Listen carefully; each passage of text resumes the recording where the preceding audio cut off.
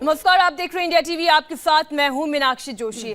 लोकसभा में कल रात 10% सवर्ण आरक्षण बिल पास हो गया। आज राज्यसभा में इस बिल की अंतिम अग्नि परीक्षा चल रही है। राज्यसभा में बिल पेश हो चुका है, बहस जारी है और इसी बीच पीएम नरेंद्र मोदी आज सदन के बाहर सोलापुर में सवर्ण आरक्षण पर खूब बोले और ये बात भी उठा दी कि कुछ लोग सवर्ण आरक्षण के नाम पर अफवाह फैला रहे हैं। आपको सदन की कार्रवाई का पल पल का अपडेट दिखाएंगे, उससे पहले पीएम मोदी की बातें सुनाते हैं। कल देर रात लोकसभा में एक ऐतिहासिक बिल पास हुआ। आपकी तालियों की आवाज से मुझे लग रहा है कि आप भी कल देर रात तक टीवी देखने के लिए बैठे थे। सामान्य वर्ग के गरीबों को 10% आरक्षण पर मोहर लगाकर सबका साथ सबका विकास के मंत्र को और मजबूत करने का काम किया गया है। हर वर्ग को आगे बढ़ने का अवसर मिले, अन्याय की भावना खत्म हो, गरीब भले ही वो किसी भी क्षेत्र का हो, उसे विकास का पूरा लाभ मिले, अवसरों में प्राथमिकता मिले। इस संकल्प के साथ भारतीय जनता पार्टी आपके उज्जवल भविष्य के लिए समर्पित है। मैं आशा करता हूं आज राज्यसभा में विशेष रूप से एक दिन के लिए राज्यसभा का समय बढ़ाया गया है। राज्यसभा में भी हमारे जितने जनप्रतिनिधि बैठे हैं वे भी इन जन भावनाओं का आदर करते हुए समाज की एकता और अखंडता को बल देने के लिए, सामाजिक न्याय की प्रक्रिया को आगे बढ़ाने के लिए अवश्य सकारात्मक चर्चा भी करेंगे और कल की तरह ही सुखद निर्णय भी तुरंत हो जाएगा, ऐसी मैं आशा करता हूं। कितने झूठ फैलाए जाते हैं, कैसे लोगों को गुमराह किया जाता है। कल के पार्लियामेंट के हमारे एक निर्णय से, और मैं आशा करता हूं जैसे बहुत ही तंदुरुस्त वातावरण में कल लोकसभा में चर्चा हुई, देर रात तक चर्चा हुई और करीब करीब सर्वसहमति से, कुछ लोग रहे जिन्होंने विरोध किया, लेकिन उसके बावजूद भी संविधान के लिए एक महत्वपूर्ण निर्णय कल लोकसभा ने किया।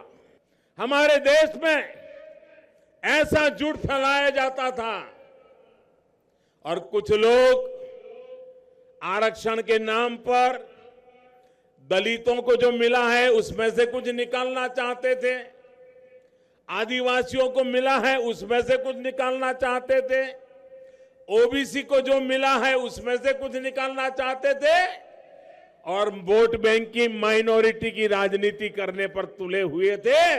हमने जो दलितों को मिलता है उसमें से कोई कुछ नहीं ले सकता है, जो आदिवासियों को मिलता है उसमें से कोई कुछ नहीं ले सकता है, जो ओबीसी को मिलता है उसमें से कोई कुछ नहीं ले सकता है। ये अतिरिक्त 10% दे करके हम सबको न्याय देने की दिशा में काम किया और इसलिए हम इसका ले लेंगे उसका ले लेंगे, ये झूठ फैलाने वालों को कल दिल्ली में पार्लियामेंट ने ऐसा करारा जवाब दिया है, ऐसा उनके मुंह पर चोट मारी है कि अब झूठ फैलाने की उनकी ताकत नहीं बचेगी।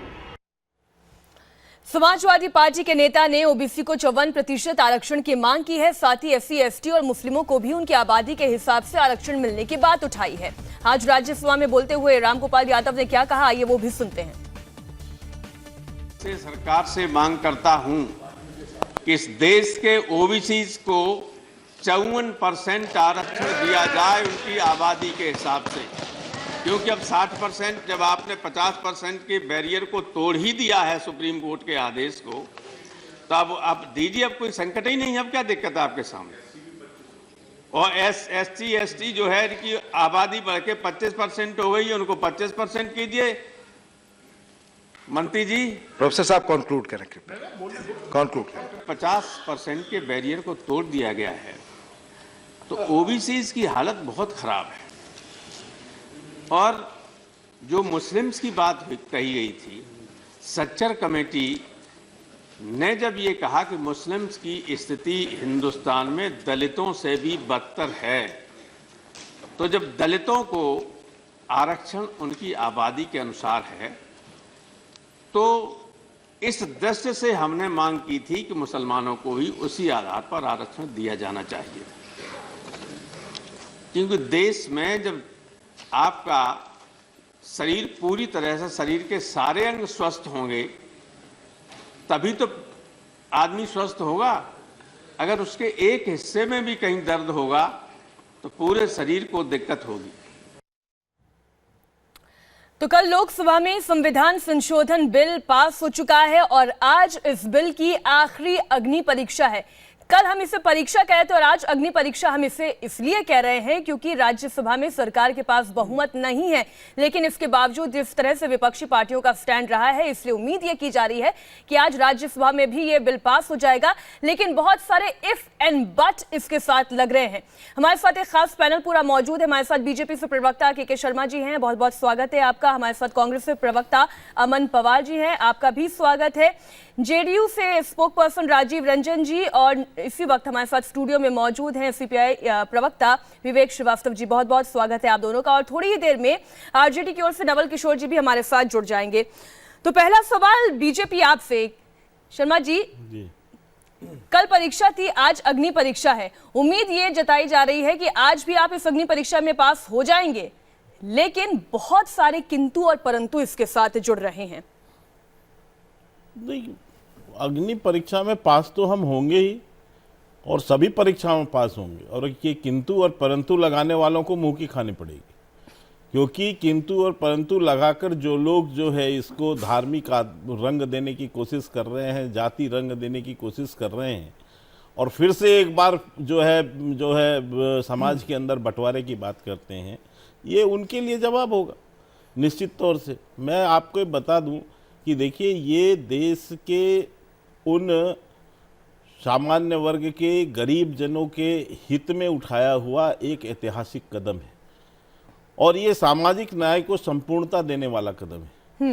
और निश्चित तौर से मुझे पूरा विश्वास है कि देश की अन्य पार्टियां भी जो हैं इसमें आहुति देंगी, और हम इसको जो लेकर आए हैं ये निश्चित तौर से सामाजिक न्याय को और समानता के को देने की दृष्टि से लाए हैं। और देश के अमीर जो गरीब वर्ग है, खासकर अमीर और गरीब के बीच की जो खाई है, उसको ये पाटने का काम करने वाला एक महत्वपूर्ण कदम है। ठीक है, अब मुझे एक छोटे से सवाल का जवाब ये दे दीजिए कि 5 लाख की कमाई करने वाला 8 लाख नहीं, 5 लाख की कमाई करने वाला इनकम टैक्स के दायरे में है, लेकिन 8 लाख की कमाई करने वाला गरीब है। ये जो क्राइटेरिया है, ये किस सोच के साथ बनाया गया है?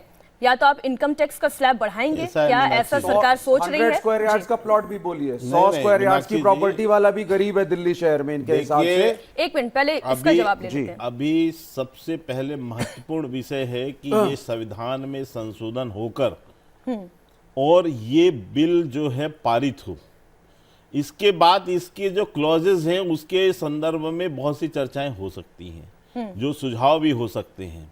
लेकिन आवश्यक ये कि क्योंकि अभी तक जो भी प्रयास हुए हैं, उन प्रयासों में केवल लोगों को छलावा दिया गया। कोई किसी ने भी आज तक संविधान संशोधन करके और इसको वास्तव में जो अमली जामा पहनाने का काम था, ठीक है, ये किसी पार्टी ने नहीं किया। ये पहली आपने अपनी सरकार बात पूरी नरेंद्र कर भाई ली। मोदी आप जी ये की कह रहे हैं जिसने इसको अमली जामा पहनाया है, और वो भी इस संवैधानिक रूप के साथ कि छोटे ये से कहीं मेरे को पर बाकी जाकर मेहमानों के चैलेंज पास ना हो जाना है। सके और जनता को इसका लाभ मिले। ठीक है अमन पवार जी, कोशिशें पहले नहीं हुई, पहली बार कोशिश हुई है, कांग्रेस को इसका साथ देना चाहिए। लोकसभा में आपने दिया, राज्यसभा में भी आपको देना होगा, फिर आप नियत पर शक क्यों कर रहे हैं? मीनाक्षी जी, जहां तक इस बिल के साथ देने का सवाल है तो मूल रूप से हमने इसका साथ दिया है। कल भी हमने व्हिप जारी किया और आज भी जो बिल पे चर्चा हो रही है तो कांग्रेस पार्टी इसका समर्थन करेगी। जहां भी गरीबों की बात निकल करके आई है, कांग्रेस पार्टी ने हमेशा समर्थन किया है, चाहे आप फूड सिक्योरिटी एक्ट की बात करें, मनरेगा की बात करें। पर आज जो सवाल निकल करके मूल रूप से आ रहा है वो ये है कि चुनाव से सिर्फ 90 दिन पहले ही मोदी जी को इन लोगों की याद क्यों आई। और दूसरी बात ये कि जब आप हवाई किले ये बना रहे हैं तो आपने ढांचा क्या तैयार किया है पिछले 5 साल में, आप उसका भी विवरण करिए। अगर आप जीएसटी और नोटबंदी की बात करें तो 2 करोड़ रोजगार मोदी जी ने देश में खत्म कर दिए। जीएसटी और नोटबंदी से 3.5 लाख करोड़ की अर्थव्यवस्था को नुकसान हुआ इस देश की। अगर आप अभी आज रोजगार का प्रश्न नहीं है, पेपर में जब रोजगार का इशू आएगा तो रोजगार पे बात कर लेंगे। आज तो ये लोगों को, गरीबों को अधिकार देने की बात है, आप उस पर आइए ना। देखिए ना, डिबेट अभी ओपन नहीं हुई। एक बार मुझे तमाम प्रवक्ताओं की प्रतिक्रिया लेने दीजिए। 10 सेकंड में आप कंप्लीट करें, फिर मैं बात करूंगा। अखबार में खबर छपी थी कि 2018 के अंतर्गत ही 1 करोड़ 10 लाख जो नौकरियां थी वो युवाओं से छीन गई। ये आज अर्थव्यवस्था का जो है स्थिति है देश में। ठीक है, आप बिल के साथ है, लेकिन नियत पर आपको शंका है, लेकिन आप ये नहीं बता रहे हैं कि अगर आप खुद होते तो आपके पास फॉर्मूला क्या होता। अब विवेक श्रीवास्तव के लिए बताएं कि अगर हम सरकार की टाइमिंग को लेकर सवाल ना उठाएं तो क्या करें, क्योंकि कई सारे ऐसे क्राइटेरिया हैं जिस पर डिबेट हो सकती है। अब अगर हम ये कहें कि ये जल्दबाजी में लाया गया बिल है तो क्या गलत होगा? देखिए, सबसे पहली चीज है ये काफी घबराए हुए थे 3 राज्यों में हारने के बाद, और वहां पे नोटा ने एक बहुत बड़ा एक वो फैक्टर बन करके आया। तो कहीं ना कहीं से इन लोगों को ये ऐसा लगा कि ये जो नोटा वाले हैं ये तो हमारा ही वोटर थे, हमसे नाराज हैं, तो इनको एक सॉफ्ट देने के लिए, लॉलीपॉप देने के लिए let us come out with something, ये जुमला एक मारा गया। अब इसमें 2 चीजें हैं। नंबर 1, आप अपोजिशन से डिस्कस नहीं करते हो, आप ड्राफ्ट नहीं डिस्क्लोज करते हो, आप किसी से कोई डिस्कशन नहीं करते हो, एक्सपर्ट पैनल है नहीं आपके पास, और पार्लियामेंट के आखिरी दिन आप आकर के इतने महत्वपूर्ण बिल को अचानक बना करके एक क्राइटेरिया उसको डाल देते हो। क्या क्राइटेरिया है? 100 गज का प्लॉट। आप सोचिए, इसमें आप लैंड के एरिया को देखिए, दिल्ली शहर के अंदर 100 स्क्वायर यार्ड्स की प्रॉपर्टी वाले को ये गरीब कह रहे हैं। तो ये एक तरीके से स्पिरिट में से तो सारी पार्टियों ने इनको बोला यस, लेकिन what is the criteria? 100 square yards का प्लॉट दिल्ली में गरीब के पास होता है, यहां तो 50 गज का प्लॉट आदमी नहीं खरीद पाता, 25 गज का प्लॉट आदमी नहीं खरीद पाता, फिर 8 लाख रुपए की आमदनी। All those criterias are wrong. Thirdly, क्या आपके पास इसके इंप्लीमेंटेशन के लिए सिस्टम इन ऑर्डर है? मनरेगा आपका फेल हुआ क्योंकि इन तमाम सवालों का हम जवाब ले लेंगे। के शर्मा हमारे साथ स्टूडियो में मौजूद हैं। राज्यसभा में बीजेपी नेता प्रभात झा ने सवर्ण आरक्षण बिल पर राहुल गांधी की चुप्पी को लेकर भी आज सवाल उठाए हैं। हम पहले प्रभात झा को सुन लेते हैं, फिर मैं सवाल कांग्रेस से भी लूंगी। आखिर इस चुप्पी के पीछे राज क्या है? एक छोटा बच्चा था 2 साल का, वो अपने पापा मम्मी से कहता था बार बार, मुझे हाथी पे चढ़ा दो, मुझे हाथी पे चढ़ा दो। सुनिए सुनिए, अब हुआ क्या? आप देकर बात करें। हुआ क्या? वो 2 साल के बच्चा हाथी पे चढ़ नहीं सकता था, तो बार बार जिद करे तो हाथी ले आया गया। अब वो चढ़ नहीं पा रहा था, तो हाथी ने अपना पहला पैर जैसे ही उठाया, सहानुभूति से उस बच्चे को लोगों ने हटा लिया। सुबह शाम सपने में राहुल जी को सिर्फ राफेल राफेल, क्यों नहीं हिम्मत है कि इस विधेयक पर बोलने आते हैं? आइए सामने और बोले इस विधेयक। आप अपनी जगह बैठे रहे, आपको भी कहने का मौका मिलेगा, आपको भी कहने का मौका मिलेगा। तो सवाल यही था कि राफेल पर जपना, लेकिन आरक्षण के मुद्दे पर चुप रहना, क्या राज है? अमन पवार से हम पूछेंगे। एक छोटे से ब्रेक के बाद हो रहे हैं फौरन हासिल।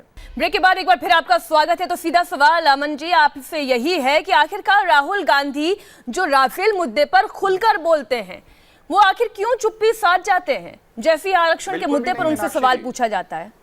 मीनाक्षी जी, राहुल गांधी जी ने इस बिल के संदर्भ में जवाब दे दिया जब उन्होंने अपने सारे सांसद जो हैं इस बिल के सपोर्ट में खड़े कर दिए। आज और जयपुर में जब रैली की तो हम उम्मीद कर रहे थे कि जयपुर रैली में भी आज वो कुछ कहेंगे, लेकिन कुछ कहा नहीं जब उन्होंने अपने सारे एमपी, सारे सांसद इस बिल के सपोर्ट में खड़े कर दिए तो राहुल जी का तो जवाब आ गया। देश का युवा ये सवाल पूछ रहा है कि जब बेरोजगारी की जो दर है वो आसमान छू रही है 7.3% की, उसमें मोदी जी इस बिल को आखिरी मोमेंट पे लाकर क्या करेंगे? मोदी जी ने कहा था कि मैं हर साल 2 करोड़ जो है नौकरियां दूंगा देश में। उन्होंने पूरे अपने कार्यकाल में 9 लाख तभी तो विरोधी आपसे पूछते हैं कि ऐसे मुद्दों पर आपकी सिलेक्टिव अप्रोच क्यों होती है? इस बिल को आप कंपेयर राहुल गांधी की अलग अलग मुद्दों पर अलग अलग अप्रोच क्यों होती है? जिस मुद्दे पर उनको अच्छा लगता है उस मुद्दे पर वो बोलते हैं, जिस मुद्दे पर वो नहीं बात करना चाहते वो आगे बढ़ जाते हैं, फिर चाहे वो राम मंदिर का मसला हो या फिर वो आरक्षण का मसला हो। मीनाक्षी जी, जवाब तो मोदी जी को देना है देश के युवा को कि जब उन्होंने ये वादा किया था कि 2 स्वागत करने में क्यों तकलीफ है अमन जी? और अब तक राहुल गांधी 2 शब्द यदि स्वागत में बोल देते तो क्या तकलीफ थी? 9 करोड़ नौकरियां उनको अब तक दे देनी चाहिए थी, 9 लाख नौकरियां भी वो देश में नहीं दे पाए। तो सवाल तो प्रधानमंत्री को देना है। राहुल गांधी ने तो जवाब दे दिया। नवल किशोर जी, सारे सांसद इस बिल आज प्रधानमंत्री नरेंद्र मोदी महाराष्ट्र के सोलापुर में थे और जनसभा को संबोधित करते हुए उन्होंने कहा कि आरक्षण पर झूठ भी फैलाया जा रहा है और झूठ फैलाने वालों को करारा जवाब दिया है बीजेपी ने। झूठ फैला रही है आरजेडी। देखिए झूठ बोलने में तो सबसे ज्यादा महारत मोदी जी को हासिल है। जब उन्होंने 2 करोड़ नौकरी देने की बात कही थी तब भी झूठ था, 15 लाख देने की बात कही थी तब भी झूठ था, काला धन लाने की बात कही थी तब भी झूठ था, जब उन्होंने नोटबंदी के उद्देश्य इंगित किए तो भी झूठ था। झूठ तो बोलने में माहिर हैं और जहां से वो ट्रेनिंग लेकर आए हैं वह संस्था भी माहिर है। बहरहाल जिस मुद्दे पे आपका डिबेट है उसमें मैं केवल 2 सवाल पूछना चाहता हूं मोदी जी, या जो इन पर जवाब देना चाहें। पहली बात कि जो 10% आरक्षण की बात कर रहे हैं उसका आधार क्या है? जो कोई आधार है तो उसको बताएं। एक आधार जो आप छिपा कर रखे हैं, जिस पर कुंडली मार कर रखे हैं, वो है सामाजिक आर्थिक आंकड़े। उसको आप प्रकाशित नहीं करें, 2015 से दबा कर रखे हुए हैं। और जो आरक्षण की आप बात करें 10%, उसका आधार ही आपके पास नहीं है। तो ये 10% लोग कौन हैं? ये गरीब का आकलन कैसे किया आपने? मन की बात करते हैं, क्या मनमानी भी करना शुरू कर दिए हैं संविधान में? जिस आधार पे आरक्षण की बात नहीं कही गई है संविधान में, उस आधार को लाते हैं जिसको आर्थिक कहते हैं, जिसको संघ भी सबसे पहले से कहता रहा है। और हमें लगता है कि यही उनकी साजिश है। ठीक है, सरकार की सहयोगी जेडीयू हमारे साथ बैठे राजीव रंजन जी। पहले तो केवल मन की बात करते थे प्रधानमंत्री मोदी, अब मनमानी भी करने लगे हैं, ये आरजेडी का कहना है। देखिए, अगर ये मनमानी दिखी होती तो लोकसभा में सभी दलों का समर्थन इस संशोधन विधेयक को नहीं मिलता। सभी दलों ने अगर वोट किया है तो निश्चित तौर पर वो इस बिल की भावना से सहमत थे और तभी उन्होंने वोट किया है। किसी पर किसी तरीके का दबाव नहीं था। एक मिनट राजीव जी, नवल जी आप लगातार बोलते जा रहे हैं, बाकी पार्टियों को भी सुन लें। उसका हम विरोध करते हैं। ठीक है, आप विरोध करते हैं। राजीव जी अपनी बात पूरी करें और साथ ही साथ आप ये भी बोलें कि इसकी क्या गारंटी है कि ये सुप्रीम कोर्ट में चैलेंज नहीं हो सकता? देखिए, सुप्रीम कोर्ट में चैलेंज हो सकता है या नहीं हो सकता है, ये इस पर कुछ भी कहना उचित नहीं होगा। ये न्यायपालिका की जो सर्वोच्चता है और न्यायपालिका में ये तो उनकी आजादी का प्रश्न है। लेकिन बड़ा सवाल क्या है कि कल अरुण जेटली जी ने कहा कि राज्य के विधानसभाओं में इसे ले जाने की जरूरत नहीं होगी, संसद के दोनों सदनों में पारित होने के बाद यह अमली जामा पहन सकेगा। और मुझे लगता है एक अच्छे पार्लियामेंटेरियन के तौर पर उन्होंने इस विधेयक की जो जटिलताओं का अध्ययन उन्होंने किया है उसके आधार पर उन्होंने देश को आश्वस्त किया है कि इसको राज्यों के विधानसभाओं में ले जाया जाना जरूरी नहीं होगा। अब जहां तक आरक्षण के सवाल पर यानी आरजेडी विरोध करने के नाम पर विरोध कर रही है। नवल किशोर जी, सीधा सीधा आरोप यही लग रहा है, क्योंकि विरोध करना है आपको इसलिए आप विरोध कर रहे हैं। आप अपने वोट बैंक के लिए, आपको अपने वोट बैंक की चिंता है, इसलिए आप आर्थिक आधार पर आरक्षण की वकालत नहीं कर पा रहे हैं। के आधार पे उन्होंने बिहार में जनादेश की चोरी करके सरकार बनाए हुए हैं। वहां से बैठकर षड्यंत्र करते हैं। सीबीआई के शीर्ष अधिकारी बोल चुके हैं कि नीतीश कुमार सबसे बड़ी परेशानी क्या है मीनाक्षी जी, उन नेताओं राष्ट्रीय जनता दल को प्रमुख है। एक ये बात तो सारा एक देश परेशानी क्या है, ये कभी भी एक दायरे के बाहर सोच ही नहीं सकते होगा 2013 में, ये उसके बाहर निकल नहीं सकते, ये जनादेश इनको चोरी करने के लिए क्या बात नहीं मिला। करेंगे आप? बिहार की जनता अरे नवल किशोर जी, सीधा सा सवाल ये था कि आप केवल विरोध करने के लिए विरोध करेंगे क्या? केवल आप वोट बैंक की राजनीति करेंगे या फिर जो ये चर्चा सामाजिक आधार से आरक्षण की बढ़ के आगे आर्थिक आधार पर बढ़ रही है, क्या आप इसका समर्थन नहीं करेंगे? एक छोटे से ब्रेक के बाद हो रहे फौरन हाजिर इसी सवाल के साथ। ब्रेक के बाद एक बार फिर आपका स्वागत है। सीधा सवाल अब मेरा आपसे है के शर्मा जी, मनोज झा को आपने सुना होगा, उन्होंने सदन में भी कहा कि गरीबों का हक मारा जा रहा है और जिस पॉलिटिकल गेन का सपना बीजेपी दरअसल देख रही थी वो सपना साकार नहीं होने देंगे मनोज झा। वो ये कह रहे हैं कि संसद से लेकर सड़क तक कोहराम होगा। ऐसा है मीनाक्षी जी, मैं अभी आरजेडी के प्रवक्ता को भी सुन रहा था और मनोज झा जी को भी सुना। वास्तव में स्थिति क्या है, आरजेडी हो, सपा हो, बसपा हो, ये जाति आधारित एक परिवार की पार्टी है, तो इसलिए इनकी जो सोच है वो उससे ऊपर तो जा ही नहीं सकती। तो इसलिए ये जो अभी बयान कर रहे हैं और जिस तरह की शब्दावली ये उपयोग कर रहे हैं ये इन्हीं कारणों से, क्योंकि ये एक परिवार के केवल परिवार का आधारित पार्टी है, इनका कोई और बेस नहीं है, तो ये इसीलिए उसी की बात करेंगे। लेकिन जहां तक आपने एक प्रश्न उठाया इसके समय को लेकर, मैं आपको बहुत स्पष्ट रूप से बता दूं और इसके विचार को लेकर कि देखिए, ये बात आर्थिक आधार पर आरक्षण की बात जब संविधान बन रहा था, जब आरक्षण की बात हो रही थी, तब भी जो है आर्थिक आधार पर आरक्षण की बात हुई थी और मंडल कमीशन में भी बाकायदा एक रिकमेंडेशन हुआ था जिसमें 10% आरक्षण देने की बात हुई थी।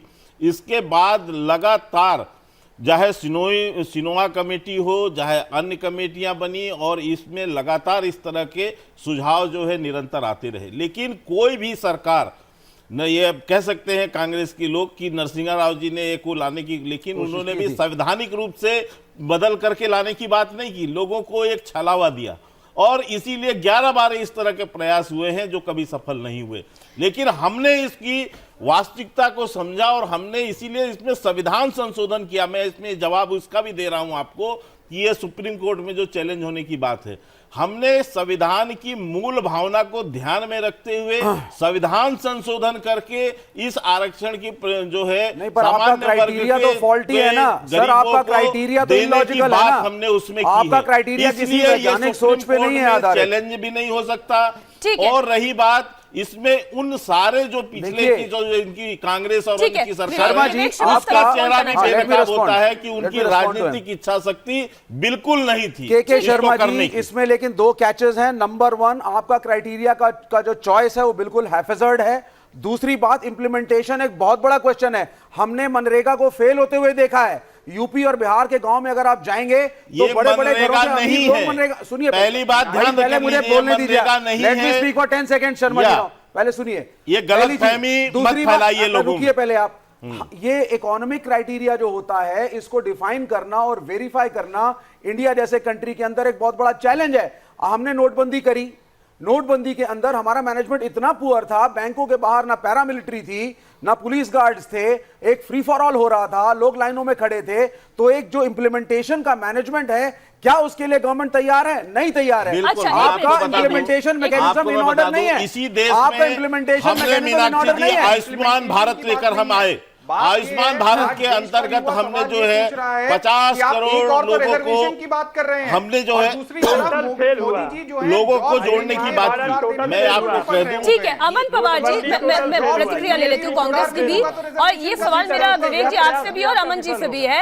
अगर आपको लगता है कि फॉल्टी है, कहीं ना कहीं दिक्कत है, तो आपने आज तक कोई फॉर्मूला क्यों नहीं सुझाया? आप किस बात का इंतजार कर रहे थे? नहीं, देखिए तो लाना ही नहीं चाहते थे, फार्मूला क्या सुझाते? ऐसा नहीं है, ये तो लाया कभी गरीबों के लिए इन्होंने सोचा ही नहीं, लाना ही नहीं चाहे ये लोग कभी। डिप्लोमेटिक अप्रोच से नहीं होगा। डिप्लोमेटिक अप्रोच नहीं है। कम्युनिस्ट पार्टियों के हिसाब से आप प्रैक्टिकली समर्थन करते हैं। एक मिनट सुनिए ना मेरी बात, मैं पहले अमन जी से ले लेती हूँ। अमन जी, आप संसद के अंदर प्रैक्टिकली फॉर में वोट देते हैं, लेकिन सदन से बाहर आते हैं, सदन के अंदर बयान ये देते हैं नीयत के अंदर खोट है।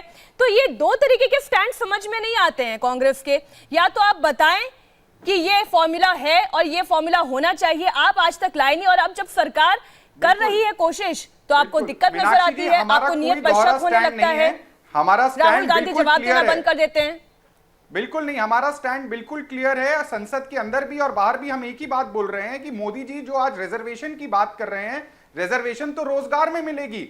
जब आप रोजगार देने में ही बिल्कुल रोजगार में शिक्षा के अवसर पर भी मिलेगी, बेरोजगारी की दर है वो देश में प्राप्ति के अवसर पर भी मिलेगी। हर साल बढ़ के बहस करिए। राजीव रंजन जी सबसे बड़ा आरोप इस सरकार पर यह लग रहा है कि तमाम पद जो खाली पड़े हैं उस पर तो नियुक्तियां हो नहीं रही है, और उस पर तो नियुक्तियां हो नहीं रही है। दूसरी बात, अब ये एक और नया शिगुफा किस काम का? आप पहले वो नियुक्तियां तो करें। नोटबंदी में इन लोगों ने रोजगार- खराब करी, जिस तरीके से आप रोजगार के आंकड़े यही बताते हैं कि यूपीए की सरकार में भी रोजगार कम होने शुरू हो गए थे। 2 करोड़ के नारे के आसपास निश्चित तौर पे एनडीए ने भी नौकरियां नहीं दी है, लेकिन प्रोविडेंट फंड के जो आप आंकड़े 5 हैं, साल वो की ये बात बताते करिए हैं ना, कि काफी बड़ी आप जिस संख्या में सरकार को सपोर्ट लोगों को कर रहे हैं, नौकरियां राजीव मिली। रंजन जी, एक आप बड़ा जिस सवाल ये है कि जिस 1990 अभी गवर्नमेंट को सपोर्ट कर रहे के हैं, शर्मा जी ने आप जो 5 साल का कहा रिकॉर्ड बताइए, 1990 गवर्नमेंट जॉब आप खत्म कर रहे हैं। जिस समय उस समय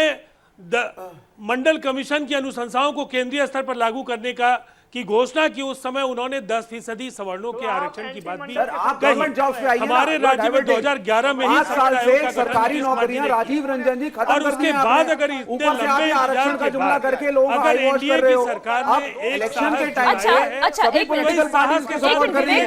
विवेक जी, ये बेरोजगारी का तरीका मसला आज नहीं है से बात है, करने का। भुखमरी का आप अपनी मसला आज बारी से पर है। बात किया नहीं, शुरू से है। जी, हर समय बहुत पहले से है, लेकिन तो आने नहीं चाहिए। नहीं, क्यों नहीं आना चाहिए? आप आप इसका ही कर रहे हो। आपने इस सरकारी बहस को नौकरियां, रोजगार पे जब डालकर सरकारी नौकरियां आप है जो ही है नहीं तो लोगों आरक्षण को दे किस छलावा रहे हो? करना चाहते हैं। जब आपकी गवर्नमेंट जॉब आप आपने जो खत्म है कर दी, इस पूरे बहस को वैकेंसीज रोजगार आपने- के मुद्दे आपने पर भरी लाके नहीं है। वास्तविक आप गवर्नमेंट विषय जॉब से देखिए। हटाना चाहते हैं। शर्मा जी, यही गवर्नमेंट आपकी जॉब देखिए। झूठ और गवर्नमेंट अफवाह है। जॉब्स आपने खत्म कर यही दी। वर्ग लाने का आपका वैकेंसीज तरीका आपने है। भरी नहीं है और आप देश को- जबरदस्ती आरक्षण की बात कर रहे हो। शिक्षा के क्षेत्र में आरक्षण मिल रहा है, रोजगार के क्षेत्र में आरक्षण मिल रहा है। हमारी कम्युनिस्ट पार्टियों की मांग है कि सरकारी नौकरियां बढ़ाई जाए, लेकिन 5 साल के अंदर शिक्षा के क्षेत्र में जो मिल रहा है उस पर क्या कहना है, इस पर बताइए। शिक्षा के क्षेत्र पर जो मिलेगा उस पर क्या कहना है? सर 8 लाख का क्राइटेरिया डाल दिया आपने इनकम टैक्स। वही मैं कह रहा हूं, अभी भी आपको लोगों को भ्रमित करना आपका काम रह गया गरीब है। सवर्ण क्योंकि आप कर नहीं सकते कभी थे, आपकी राजनीतिक इच्छा शक्ति थी नहीं। नहीं, 2019 आप जो है के लोगों चुनाव को के चला, विरुद्ध समर्थन अरे सब आपका कर कम्युनिस्ट रहे हैं। पार्टी ठीक है। गरीबों की बात करने वाली इस तरह से झूठ सर, इसमें बोलती गरीबों को है, देखा झूठ होगा। बोलती है आप तो आश्चर्य है का घर कम्युनिस्ट दिखा पार्टी रहे हो पर। और आप अरे 8 लाख बदल का देना चाहिए टैक्स कर रहे आपको हो। अपना ये लाल झंडा। आप पहले सरकारी नौकरियां बढ़ाइए, ये हमारी विवेक जी, डिमांड है, विवेक फिर आप जी। आरक्षण की बात करिए। विवेक जी, जी नवल किशोर जी, दरअसल आरजेडी को दिक्कत इस बात की हो रही है यहां पर कि अब ये जो आरक्षण का जो ये पूरी चर्चा है, अब वो सामाजिक आधार से आगे बढ़कर आर्थिक आधार पर जा रही है। क्या ये आपकी समस्या है?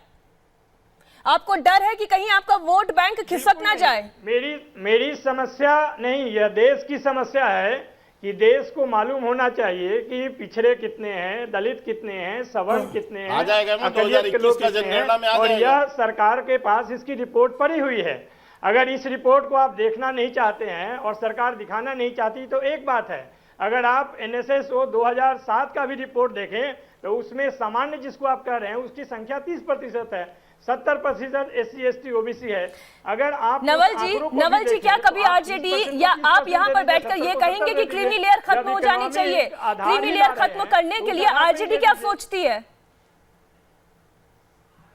आरजेडी सोचती है कि सबसे पहले हमें सामाजिक आर्थिक आंकड़ों को प्रकाशित करवाना है, पब्लिक करवाना है, और अगर 10% की आरक्षण की बात की जा रही है तो पहले आप बताएं कि जो 50% आरक्षण अभी तक सामान्य वर्ग के दिए जा रहे हैं उसकी स्थिति क्या है। आपने तो जो सर आप आंकड़े ही मांगते रहेंगे, सर आप आंकड़े ही मांगते रहेंगे, आप ये नहीं कहेंगे? आपकी पार्टी ने पहले 5 ठीक है, अमन जी, पार्लियामेंट में ये बताया है कि 24 चाहे लाख वो सरकारी विधान परिषद में एक एक करके राजीव जी मैं आ रही हूँ आपके पास। लाने का काम कर रहे हैं। तो जो राजीव जी मैं आ रही हूँ आपके पास। खाली पड़ी है, राजीव जी मैं आ रही हूँ आपके पास। अमन उसका जवाब दिया, आप उसको क्यों नहीं भर रहे हैं? ठीक है, अमन अब आप अपनी बात रखें। जब एक साथ 3 लोग बोलेंगे मैं किसको सुनूंगी? अब आप अपनी बात मीनाक्षी जी, रखें। मेरा सवाल ये है कि अभी 10 दिन पहले मोदी सरकार ने पार्लियामेंट में ये बताया कि 24 लाख सरकारी नौकरियां खाली पड़ी हैं। आपने उनको भरने का तो काम नहीं किया। उसमें कितने युवा, कितने जो इकोनॉमिकली बैकवर्ड युवा थे उसमें शामिल हो सकते थे। और जब आज आपको अपनी हार दिखाई दे रही है तो आप ये बिल लेकर के आ रहे हैं। दूसरी बात मेरी ये है कि जो आपने 2 करोड़ नौकरियां प्रति वर्ष देने का वायदा किया था, उस हिसाब से अब तक 9 करोड़ नौकरियां इस देश को मिल जानी चाहिए थी। आप 9 लाख नौकरियां भी नहीं दे पाए अपने कार्यकाल में। आप अपने ठीक है, 4.5 साल के कार्यकाल में कितनी अब जवाब ले नौकरियां दी? लेते हैं आप के बीजेपी शर्मा बताएं जी। इस बात को। नरेंद्र मोदी जब 2014 में सरकार बना रहे थे तो प्रचार कर रहे थे कि अच्छे दिन आने वाले हैं, युवाओं को रोजगार मिलने वाला है, बेरोजगारी का जो आंकड़ा तमाम विपक्षी दल रख रहे हैं वो आपकी चिंता बढ़ाने वाला है, युवाओं की चिंता बढ़ाने वाला है। आरक्षण पर आप लेकर आ गए, बिल अच्छी बात है, लेकिन रोजगार का क्या, जो खाली पड़े पद हैं उनका क्या? मीनाक्षी जी, पहली चीज तो मैं आपको बता दूं कि बार बार ये विपक्षी दलों की एक दुष्प्रचार है एक तरह का कि ये पूरे जो आरक्षण का इशू है इसको रोजगार पे कन्वर्ट करके और इस विषय को टाला जाए। नंबर 1। नंबर 2 मैं आपको बता दूं कि रोजगार के साथ साथ हमने स्वरोजगार की बात की और देश भर में मुद्रा योजना के तहत हमने कम से कम 14 करोड़ लोगों को जो है हमने स्वरोजगार देने का काम किया। लेकिन आरक्षण का इशू और रोजगार ये 2 अलग अलग इशू है और रोजगार के जवाब जो है सदन के अंदर में माननीय प्रधानमंत्री जी एक बार नहीं कई बार दे चुके हैं। लेकिन आज जो मूल मुद्दा है कि जो गरीब सामान्य वर्ग के जो गरीब लोगों को जो आरक्षण का विषय है, आज उसमें जो दोहरी जो है चेहरे जो है कांग्रेस के दिख रहे हैं वो जो है स्पष्ट होना चाहिए। मैं आपको ये कहना चाहता हूँ, आज तक कांग्रेस पार्टी ने गरीबी हटाओ का नारा देने वाली कांग्रेस पार्टी गरीबों को गरीब होने दी, कभी गरीबों की चिंता नहीं की, कभी इस तरह के कदम नहीं उठाए कि गरीबों को सबल मिल सके। आज हमने आरक्षण देके शिक्षा के क्षेत्र में और रोजगार के क्षेत्र में विद्यार्थी जो शिक्षा अर्जित करते हैं वो शिक्षा के क्षेत्र में और रोजगार के क्षेत्र में हमने उनको अवसर उपलब्ध कराने की बात की है। आज उसका इनको स्वागत करना चाहिए और आज इनके मुंह पे इनको पता लगा है कि ये गरीबों से कितने दूर है। विवेक श्रीवास्तव जी, कम से कम आप इस सरकार को इस बात का तो धन्यवाद देंगे ना कि अब जो है आरक्षण की चर्चा सामाजिक आधार से आगे बढ़कर आर्थिक आधार पर होने लगी है। देखिए, सुनिए मेरी बात। नहीं, पहले आपने बोले इस बात का धन्यवाद करते हैं या नहीं करते हैं? कम्युनिस्ट पार्टियां हमेशा से फाइनेंशियल बेस्ड रिजर्वेशन के फेवर में शुरू से रही हैं आर्थिक आधार पे, ये एक बात है। लेकिन यहाँ पे तो ड्रामा चल रहा है। तो सर इतना बोल दीजिए ना, सरकार का 2019 के इलेक्शन आ रहे हैं, कोई भी पार्टी इसके विपक्ष में जा नहीं रही, लेकिन सच्चाई तो ये है कि जब सरकारी नौकरियां है ही नहीं तो आरक्षण दोगे किसमें? इन्होंने तो 2014 से 2019 तक सारी सरकारी नौकरियां खत्म कर दी, स्टेट गवर्नमेंट्स की भी खत्म करी है, सेंट्रल गवर्नमेंट की भी खत्म करी है। They are in favour of privatisation, ये हर नौकरी को प्राइवेटाइज कर रहे हैं। हरियाणा के अंदर प्राइवेटाइजेशन का लाभ जो है जो प्लीज सर उसमें कुछ नहीं होने वाला। अरे छोड़िए सर, आप सरकारी नौकरियां हटा रहे हैं, सब कुछ प्राइवेटाइज कर रहे हैं एक तरफ, और दूसरी तरफ आप देश को कह रहे हैं मलाई खा रहे थे यूपीए के साथ बैठ के, तब समझ में नहीं आ रहा था। हमने हमेशा उसको यूपीए के साथ बैठ के जब भ्रष्टाचार कर रहे थे आप लोग, तब समझ में नहीं आ रहा था। यही कम्युनिस्ट पार्टी उस समय सपोर्ट कर रही थी यूपीए सरकार को, तब आपको याद नहीं है ये सारी चीजें। हम नहीं है आप मलाई खाने वाले के साथ खड़े थे उस समय, आज तब आपको ये सब याद नहीं आ रहा था। आज गोवलकर जी का सपना मोदी जी बेच आप जो है लोगों को गुमराह करने के लिए और यूपीए के साथ भ्रष्टाचार के लिए केवल बैठे थे। आपको उस समय गरीब नहीं दिख रहे थे, आपको उस समय ये सब ध्यान नहीं था, केवल भ्रष्टाचार में विवेक जी, के शर्मा जी विंडो में 3 और गेस्ट इंतजार कर रहे हैं, कम से कम उनसे बात करने का मौका दे। राजीव रंजन जी, जब आरजेडी ये कहती है कि संसद से लेकर सड़क तक कोहराम होगा तो क्या चिंताएं बढ़ नहीं जानी चाहिए जेडीयू की भी? देखिए, सबसे पहले लोग समझदार हैं और इनकी चाल को समझते हैं। इनका पूरा का पूरा इनका जो संकल्प है एक परिवार को बचाने के लिए है। लालू प्रसाद जी, राबड़ी जी, तेजस्वी जी, तेज प्रताप जी, मीसा जी, इसके बाहर इनकी पार्टी नहीं है और जनता ने ये समझ लिया है। नीतीश कुमार जी की संजीवनी प्राप्त हुई, ये 22 से 80 सीटों की पार्टी बन गया और इनका जो भ्रम है, जनता इस बार इनको औकात बताएगी और चकनाचूर हो जाएंगे इनके सारे मंसूबे। इनको पता नहीं है ये जातीय आग भड़का आपकी करके औकात बिहार को पूरा देश अगर जानती ये है। बांटने की मोदी जी कोशिश के करेंगे तो चरणों में जनता इनको ऐसे ठीक है, परिवार को बचाने की कोशिश में आरजेडी लगी हुई है और एक अच्छा कदम सरकार द्वारा उठाया जा रहा है तो उसका समर्थन क्यों नहीं कर रही है। मैं आऊंगी नवल किशोर जी आपके पास, लेकिन इस वक्त हमारे दर्शकों को बता दूं प्रधानमंत्री नरेंद्र मोदी आगरा पहुंच गए हैं। आज महाराष्ट्र के सोलापुर में उन्होंने पहले रैली की और अब आगरा में वो एक रैली को संबोधित कर रहे हैं, जनसभा को संबोधित कर रहे हैं।